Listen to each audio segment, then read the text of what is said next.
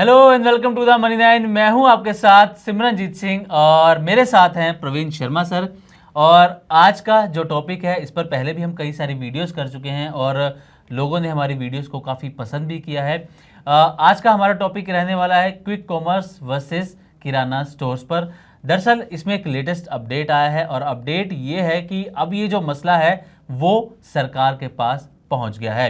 दरअसल जो AICPDF है यानी कि all India consumer products distributors federation, इन्होंने सरकार को एक पत्र लिखा है जिसमें उन्होंने क्विक कॉमर्स स्पेशली जो अमेजन नाउ और फ्लिपकार्ट मिनट्स का अभी हाल ही में इनका एक्सपेंशन प्लान आया था जो कि काफ़ी एग्रेसिव नज़र आ रहा था, इस पर सरकार को नज़र बनाने के लिए कहा गया है कि इनका ये जो प्लान है, ये जो कंपनीज हैं फ्लिपकार्ट और अमेजोन, ये FDI नियमों के खिलाफ जाकर कारोबार कर रही हैं। पहले मैं आपको बताता हूं कि AICPDF का आरोप क्या है, फिर उसके बाद हम डिस्कशन आगे स्टार्ट करेंगे।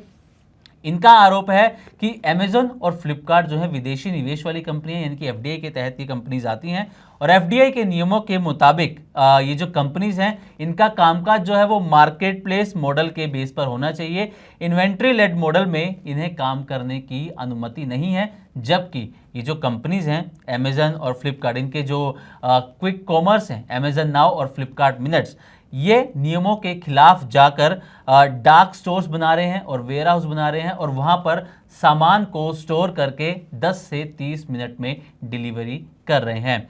अब इनकी डिमांड ये है कि क्विक कॉमर्स मॉडल की जांच की जाए और साथ ही डार्क स्टोर पर सरकार की तरफ से स्पष्टता दी जाए, क्लैरिटी दी जाए कि आखिर डार्क स्टोर्स कौन खोल सकता है, इसके नियम क्या हैं, कैसे कामकाज हो सकता है, प्राइसिंग और इन्वेंट्री प्रैक्टिसेस की समीक्षा हो, हाई लेवल कमेटी बनाई जाए और FDI नियमों का सख्ती से पालन कराया जाए। ये AICPDF की यहाँ पर मांग है, क्योंकि उनका कहना है कि इस एक्सपेंशन का जो असर है वो 4.5 लाख डिस्ट्रीब्यूटर्स और करीब करीब 1.3 करोड़ किराना स्टोर्स पर सीधा सीधा पड़ता हुआ नजर आ सकता है। और उन्होंने हाल ही में, हमने जब वीडियो की थी सर, तो हमने ये भी डिस्कस किया था कि FY25 के अंदर 2 लाख किराना स्टोर्स जो हैं वो बंद हो चुके हैं और उनका अनुमान ये है AICPDF का कि FY26 में 10 लाख और किराना स्टोर्स बंद हो सकते हैं और उनकी माने तो ये बेहद गंभीर मसला यहाँ पर नज़र आ रहा है। तो सर पहले तो आपसे जानना चाहूँगा कि जिस तरीके से ये कंपनीज काम कर रही हैं, जो इनका एक्सपेंशन प्लान है अमेजोन नाउ स्पेशली और फ्लिपकार्ट मिनट्स का, ये सर आपको कितना एग्रेसिव लग रहा है, क्योंकि बड़ा प्लान इन्होंने यहाँ पर अपना रखा है। नहीं, बिल्कुल। देखिए, अमेजन नाउ के अभी CEO भारत आए थे और उन्होंने अपने अमेजन नाउ को लेकर उन्होंने अपने जो बड़े प्लान्स हैं उसका खुलासा किया। उन्होंने एक और महत्वपूर्ण बात कही थी। ये कहा था कि भारत में जो कॉमर्स का जो बिजनेस है और क्विक कॉमर्स का जो बिजनेस है, उसमें जो उनका एक्सपीरियंस है अमेजन का, भारत का, उसको वो दुनिया भर के बाज़ारों में लागू करना चाहते हैं। भारत उनके लिए एक बड़ा एग्जाम्पल है इस मॉडल को लेकर। जी। तो अमेजन नाउ इस मार्केट में प्रयोग कर रही है और फ्लिपकार्ट भी कर रही है, फ्लिपकार्ट मिनट्स के जरिए। दोनों कंपनियां दरअसल इस जो पूरा क्विक कॉमर्स वाला है, 10 मिनट 5 मिनट में जो डिलीवरी वाला पूरा धंधा है, इसमें दरअसल बाकी की जो इंडियन कंपनियां हैं मोटे तौर पर उनसे पीछे छूट गई। पिछले 1-1.5 साल को अगर आप देखेंगे तो ये दोनों कंपनियां जिनके पास बड़ी पूंजी है, बड़ा पैसा है, वो यहाँ पर पीछे छूट गई और भारत की चाहे जेप्टो हो या आपका स्विगी इंस्टामार्ट हो या बाकी के जो ब्लिंकिट हो, इन्होंने एक बड़ी लीड यहाँ पर हासिल कर ली। बिल्कुल। चलिए हाँ जी। तो ये एक अब यहाँ से इस बाजार में कब्जा कैसे किया जाए, और इसी के लिए अमेजोन ने कहा कि वो जो भारत के Tier 2 और Tier 3 शहर हैं वहाँ पर ज़्यादा तेज रफ्तार से एक्सपेंशन करना चाहती है। अमेजन नाउ की जो कोशिश है वो ये है कि साहब सबसे पहले हम उन मार्केट्स को अब टैप कर लें जिन मार्केट्स में अभी जेप्टो, ब्लिंकिट या स्विगी, इंस्टामार्ट पहुंचे नहीं हैं। तो एक बड़ी रणनीति के तहत दोनों ही कंपनियां अब एक्सपेंशन के मोड में। शुरुआत में जब आपका क्विक कॉमर्स का धंधा शुरू हुआ था तब इनिशियल लेवल पर इन तमाम कंपनियों ने इन्वेस्ट किया, लेकिन उसके रिजल्ट उतने अच्छे नहीं आए और तब इन्होंने स्टेप बैक किया था। तो अब इस पूरे के पूरा जो 10 मिनट की डिलीवरी है, दरअसल इसको फ्यूचर मानकर चला जा रहा है और इसी वजह से यहाँ पर भारी भरकम इन्वेस्टमेंट कंपनियां सारी कर रही हैं और उसको लेकर अब जो एक बड़ा ग्रोइंग कंसर्न है जी। वो न केवल डिस्ट्रीब्यूटर्स की तरफ से दिखाई दे रहा है, बल्कि जो किराना दुकान है, जो छोटी दुकानदार हैं, उन पर देखिए सिमरनजीत साफ तौर पर असर भी दिखाई दे रहा है। इस पूरा जो एक्सपेंशन हुआ है, जो 4-5 बड़े प्लेयर इस बिजनेस में कूदे हैं, वो सीधा असर डाल रहे हैं आपके आस पड़ोस के जो किराना दुकानदार हैं उनके कारोबार पर। बिल्कुल सर, मैं चलिए अपने दर्शकों के लिए एक बार फ्लिपकार्ट मिनट्स और अमेजन नाउ का जो एक्सपेंशन प्लान है बिल्कुल। ये मैं सामने रखता हूँ। फ्लिपकार्ट मिनट्स की अगर बात करें तो अभी 30 से ज़्यादा शहरों में ये एक्सपेंड कर चुके हैं अपने कारोबार को। 1000 डार्क स्टोर का इनका नेटवर्क भी है, लेकिन इस साल के एंड तक ये 500 और डार्क स्टोर्स खोलने वाले हैं, यानी कि 1500 डार्क स्टोर्स का इनका टारगेट है 2026 के एंड तक। और सबसे ज़्यादा जो इनका फोकस है अब वो टियर 1 सिटीज़ में नहीं है। यहाँ पर ये कह रहे हैं कि इनका एक्सपेंशन अच्छा हो चुका है। टियर 2 और टियर 3 सिटीज़ में ये तेज़ी से अब विस्तार यहाँ पर करेंगे। ये फ्लिपकार्ट मिनट्स की प्लानिंग है। अमेजन नाउ की अगर बात करें तो इनके जो अभी डार्क स्टोर्स हैं 500 के आसपास डार्क स्टोर्स हैं, लेकिन प्लानिंग है 300 शहरों तक अपने एक्सपेंशन की। और साथ ही इनका एक और जो बड़ा टारगेट है वो है भारत का सबसे बड़ा डिलीवरी इन मिनट्स नेटवर्क बनाना, और साथ ही 1000 से ज़्यादा नए डार्क स्टोर खोलना भी अमेजन नाउ का यहाँ पर मकसद है। तो सर क्या लग रहा है कि इन दोनों को लेकर जो सरकार के पास अपील की गई है सरकार से, आपको लग रहा है कि पहले तो AICPDF की जो मांगे हैं वो जायज़ हैं, और क्या सरकार इस पर कुछ विचार कर सकती है, कुछ एक्शन ले सकती है इसके ऊपर? नहीं, देखिए पहले तो एक चीज़ आपको बताना चाहूँगा जी। दोनों कंपनियां जो अपना एक्सपेंशन प्लान जो आप बता रहे हैं, दोनों कंपनियां दरअसल अब मेट्रोज़ में को लेकर उतना दिलचस्पी नहीं दिखा रही, मेट्रो के बाहर दिखा रही। इसके पीछे एक बड़ी वजह है, मेट्रोज़ में जो क्विक डिलीवरी का जो पूरा कॉन्सेप्ट है उसमें दरअसल अब सैचुरेशन आता हुआ दिखाई दे रहा है। ज़्यादातर लोग अब अपना जो सामान है फटाफट ज़रूरत का, डेली ग्रॉसरी का, वो चाहे जेप्टो हो, इन तमाम कंपनियों से मंगा लेते। इस मार्केट में अब लीड बनाना या इस मार्केट में अब और नए कस्टमर्स को एक्वायर करना वो मुश्किल है। अब इस जंग में वो कंपनी जीतेगी जो कंपनी जो रूरल इंडिया है, जो सेमी अर्बन इंडिया है, वहाँ पर बड़ी बढ़त बना लेगी। जी। तो अब इन्होंने ये टारगेट किया है, चूंकि डीप पॉकेट है दोनों कंपनियों के पास, चाहे फ्लिपकार्ट हो चाहे अमेजॉन हो। फ्लिपकार्ट पर वॉलमार्ट का है, अमेजॉन को आप अपने अमेजॉन नाउ जो है उसके पास अपना बड़ा पैसा है। तो अब इनको ये लगता है कि नई जो ग्रोथ है या इस मार्केट में जीत का रास्ता जो है वो टियर 2, टियर 3 और गांव कस्बों से निकलेगा। तो एक तो बात ये हुई। दूसरी बात हुई FDI के नॉर्म्स के उल्लंघन की, और सरकार क्या एक्शन लेगी या नहीं। FDI के नॉर्म्स का अगर उल्लंघन है और अगर इसकी CCI या अगर इसकी सरकार जांच करती है, जैसा कि ये कहा जा रहा है कि इन जो कंपनियां हैं इनको सीधे सीधे सिर्फ और सिर्फ मार्केट प्लेस बिजनेस की इजाज़त है, यानी एक आपका मैन्युफैक्चरर या एक डीलर है और दूसरा आपका कस्टमर है, उनको कनेक्ट करने की जिम्मेदारी है।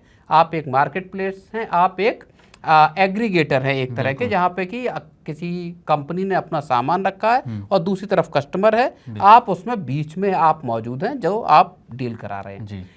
ये इनको परमिट है, ऐसा जो आपका डिस्ट्रीब्यूटर्स का एसोसिएशन है उसका कहना है। लेकिन जो ये धंधा कर रहे हैं वो ये धंधा है कि जहाँ अब आप एक इन्वेंट्री क्रिएट कर रहे हैं, अपना वेयर हाउस खोल रहे हैं और आप उस इन्वेंट्री को ओन कर रहे हैं, और उसके बाद उसके जरिए आप 5 मिनट, 10 मिनट या 20 मिनट में आप लोगों के घरों तक सामान पहुंचा रहे हैं। तो ये एक बेहद अहम और गंभीर सवाल है जो ये बताता है कि साहब FDI के नियमों का किस तरह से उल्लंघन हो सकता है अगर इस तरह की बात है।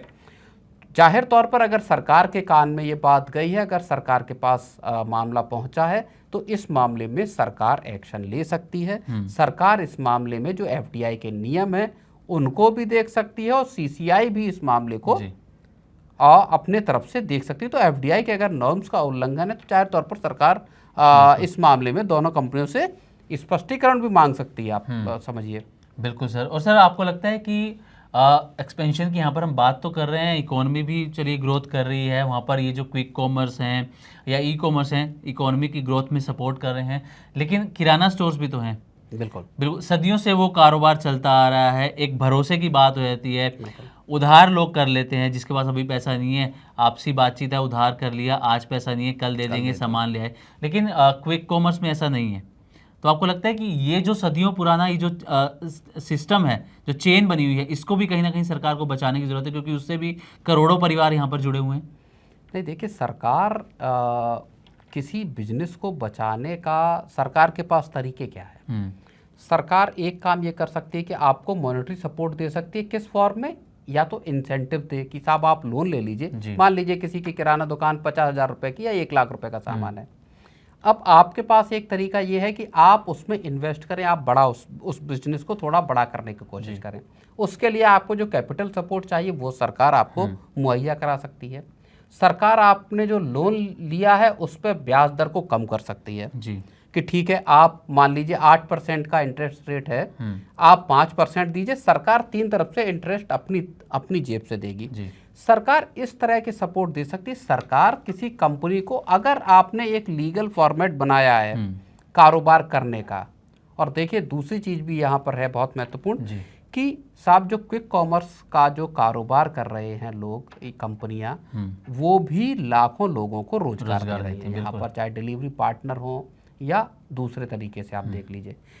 तो किराना दुकानों को संरक्षण सरकार इस तरह से दे सकती है जहां पर उनको जो कर्ज है, लोन देना है या दूसरे जो सपोर्ट है सरकार की तरफ से वो मिल सकते हैं। सरकार कंपटीशन में ये कैसे टिके रहेंगे इसको सरकार इंश्योर नहीं कर सकती। ये एक कंपटीशन का मामला यहाँ पर जी।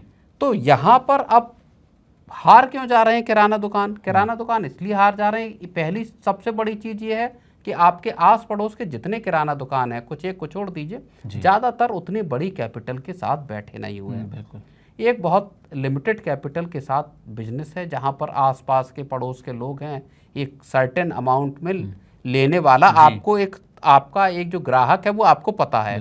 किसी एक आस पड़ोस के मोहल्ले की दुकान है तो वहां आप सारे लोग परिचित हैं, उनके भरोसे पर वो दुकानें चला करती हैं। तो एक तो लंबा आपका इन्वेस्टमेंट थोड़ा बड़ा हो जहां आप ज़्यादा चीज़ें ऑफर कर सकें। दूसरी चीज़ ये है कि आप जो है डिलीवरी को मुहैया कराएं। मान लीजिए जो बिजनेस जेप्टो या ब्लिंकिट या बाकी अमेजोन और फ्लिपकार्ट दे रहे हैं, यही बिजनेस अगर आप रेप्लिकेट करते हैं, जाहिर तौर पर उसमें भी कैपिटल लगेगी। तो ये यहाँ से तो किया जा सकता है, लेकिन फिर एक मुश्किल ये आ जाती है कि जिस तरह का डीप डिस्काउंट ये कंपनियां देती हैं वो दे पाना किसी भी किराना दुकान के लिए मुश्किल है। और यहीं पर पूरी जंग दरअसल ये किराना दुकानदार हार रहे हैं। जो 72 का दूध है वो अगर आपको 70 का मिल रहा है, और अगर आप डेली ग्राहक हैं तो आप महीने का लगा दीजिए। अगर आप 1 किलो दूध का कंजम्पशन डेली कर रहे हैं तो हर दिन अगर आप 1 लीटर, तो वो फिर इस तरह के तमाम आइटमों पर अगर आप देखेंगे तो लोगों को अपनी सेविंग दिखाई देती है। सिमरन जी, बिल्कुल सर। चलिए सर, मैं एक डेटा भी लेकर आया था क्विक कॉमर्स मार्केट को लेकर कि कितनी तेजी से ये मार्केट बढ़ रहा है। मैं एक बार इसको भी पढ़ना चाहूँगा। तो फिलहाल अगर बात करें तो जो क्विक कॉमर्स मार्केट है 1.2 लाख करोड़ का ये मार्केट है, लेकिन अगले 4 सालों में यानी कि 2030 तक ये जो मार्केट है वो बढ़कर 5 से 7 लाख करोड़ के बीच में पहुंच सकता है। और ऑनलाइन ग्रोसरी सेल्स की अगर बात कर रहे हैं तो इसमें क्विक कॉमर्स का करीब 70% हिस्सा क्विक कॉमर्स का आता है। और इनके मंथली एवरेज यूज़र की बात करें तो ये 5 करोड़ से ज़्यादा इनके पास यूज़र्स हैं। 250 से ज़्यादा शहरों तक की सर्विसेज पहुंच चुकी हैं। और साथ ही जो टॉप 8 मेट्रो सिटीज़ हैं वहाँ से 70 से 75% कारोबार सिर्फ टॉप 8 मेट्रो सिटीज़ से ही इनका आ रहा है। अब जैसा कि हमने शुरुआत में बताया था कि टियर 2 और टियर 3 सिटीज़ पर अभी फोकस कर रहे हैं। जनवरी 2026 में क्विक कॉमर्स का जो जीएमवी है वो लगभग 11,000 करोड़ रुपए रहा था। ऑर्डर्स की बात करें तो इसमें साल दर साल जो है 95% की ग्रोथ ऑर्डर्स के अंदर देखने को मिली। और अगर रोज़ाना एक एवरेज ऑर्डर्स देखें तो 78 लाख ऑर्डर्स रोज़ाना जो है देखने को मिल रहे हैं। और ये जो पूरी स्टडी है वो रेडसीर स्ट्रेटजी कंसल्टेंट्स की ये पूरी की पूरी स्टडी है क्विक कॉमर्स मार्केट को लेकर। तो सर, अब क्विक कॉमर्स मार्केट इतनी तेज़ी से फैल रहा है, अगले 4 साल में अभी जो 1.2 लाख करोड़ है, अगले 4 साल में अनुमान है कि वो 5 से 7 लाख करोड़ का हो जाएगा। ये तो मार्केट चलिए बढ़ जाएगा। आपको क्या लगता है अगले 5 साल में किराना दुकानें इनके सामने टिक पाएंगी फिर? नहीं, देखिए अभी अगर आप मार्केट को देखेंगे, रिटेल जो मार्केट जी। है पूरा भारत में, एफएमसीजी का अगर हम जी। मार्केट की बात करें, 92%, 90 से 92% हिस्सा अभी भी छोटे किराना बिल्कुल। दुकानदारों के पास है। 7-8% की सेंधमारी क्विक कॉमर्स के क्विक कॉमर्स जरिए की गई है, लेकिन 7-8% का भारत जैसे 150 करोड़ लोगों की आबादी वाले देश के जी। के मार्केट में अगर आप 8% या 7% का मार्केट हासिल कर लेते हैं तो वो अपने आप में बड़ी उपलब्धि है। एक दूसरी, जिस रफ्तार से बढ़ रहा है, मान लीजिए सालाना अगर 100% की रेट से बढ़ रहा है, यानी हर साल अगर ये क्विक कॉमर्स का बाजार डबल हो रहा है, जी। इन कंपनियों का मार्केट, इन कंपनियों की सेल्स अगर डबल हो रही है हर साल, तो ये एक चिंता का विषय है छोटे दुकानदारों के लिए। इस पूरे की पूरी लड़ाई में असल में छोटे दुकानदार डिस्काउंट की जंग को हार रहे हैं। बिल्कुल। यहीं से पूरी की पूरी लड़ाई जो है वो मुश्किल हो जाती, क्योंकि आपके पास जो बड़े प्लेयर हैं, जो संगठित ऑर्गेनाइज्ड प्लेयर हैं, उनके पास दरअसल विदेश से लेकर आपके लंबा चौड़ा पैसा है, बड़ी कैपिटल के साथ वो इस बाजार में है। दूसरा, सीधे ब्रांड्स के साथ बिल्कुल डील्स हैं, जहां डिस्ट्रीब्यूटर्स का रोल भी खत्म हो जाता है। तो जो मार्जिन कंपनियों को डिस्ट्रीब्यूटर्स को देने पड़ते हैं वो खत्म है। दूसरा, वो अपने तरफ से जो कैश बर्निंग के जरिए आपको डिस्काउंट दे रहे हैं। ये 2-3 जो फैक्टर हैं, ये छोटे दुकानदारों के लिए, इनको compete करना सिमरनजीत वो आसान नहीं होगा। बिल्कुल। चलिए, thank you so much Praveen sir इस पूरे टॉपिक पर बातचीत करने के लिए, और हमारे दर्शकों को ये जो नया अपडेट आया है, जो सरकार के पास ये मसला पहुंचा है, उस पर ये पूरी जानकारी देने के लिए। और अब देखना होगा कि सरकार के पास ये मसला गया है, कॉमर्स मिनिस्ट्री के पास ये मसला गया है, तो अब इस पर आगे क्या कुछ फैसला लिया जाता है, ये आने वाले समय में ही पता चलेगा। तो अभी के लिए बस इतना ही। नमस्कार।